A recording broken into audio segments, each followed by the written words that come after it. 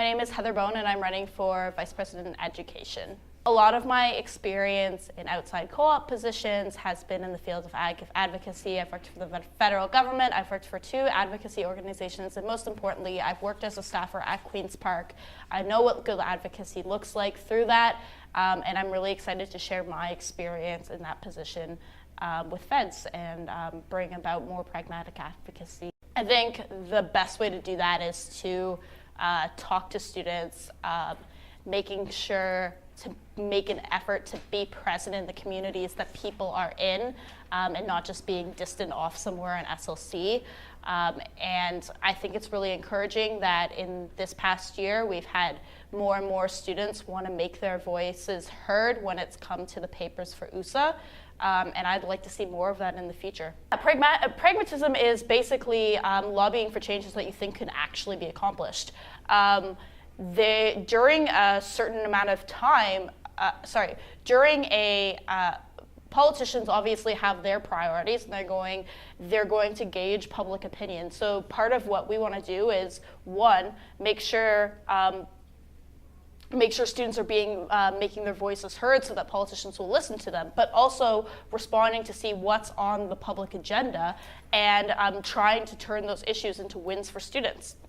So I think that's where, for example, my idea of applying the Ontario Electricity Support Program to students would really come in, because basically people are talking about hydro all the time at Queen's Park.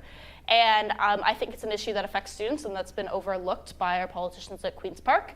And I think that's something that they'd be very apt to listen to, given that it's so prominent on the agenda right now. Just to give some background, we did have the tuition and education tax credits. Previous feds executives worked to eliminate them, and yeah, it wasn't a perfect policy. The problem is a lot of University of Waterloo students did benefit from those tax credits, and I would say probably disproportionately so, because so many of our students are co-op students on this campus.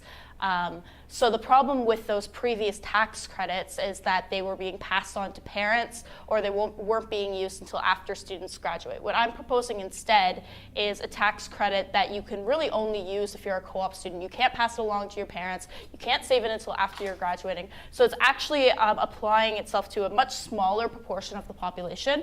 Thus, I feel like government would actually be more apt to listen to that. And I think it's time for the government to put its money where its mouth is, because they're talking about how much they love cooperative education.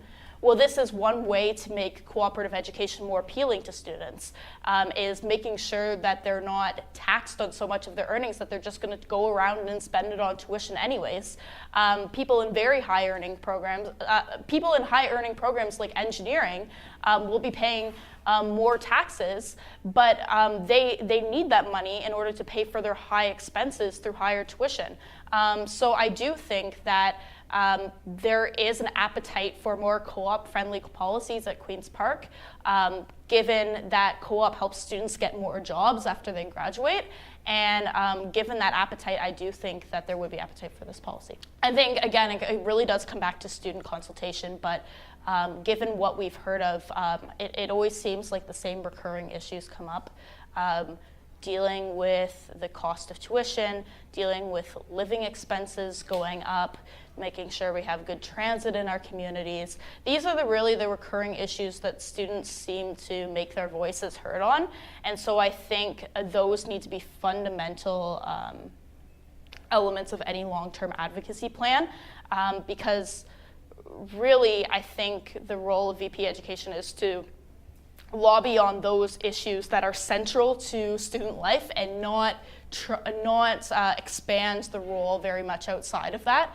Otherwise, you might see people getting too politically involved on issues that don't really matter to students, and I don't really think that's the best use of the VP Ed's time. First of all, anything that we need to do, and I care about this issue, but anything that we need to do does need to be evidence-based, and my concern is that the mandatory consent training that was proposed in that paper doesn't really have enough evidence behind it that it might bring down the incidence of sexual violence. So I think really taking an evidence-based approach to this issue is what's needed. Trying to focus on better mental health and looking even outside of campus and letting students know of the resources available in the community, I think is a good strategy of trying to deal with the problem of sexual violence. I'm not sure how much this current policy will be advocated on in the next coming year. I think we do have to make sure that there's something to do with sexual violence on the agenda and mental health in general and supports for people who've been through traumatic circumstances. But I think in the future, I just want to see a more evidence-based approach.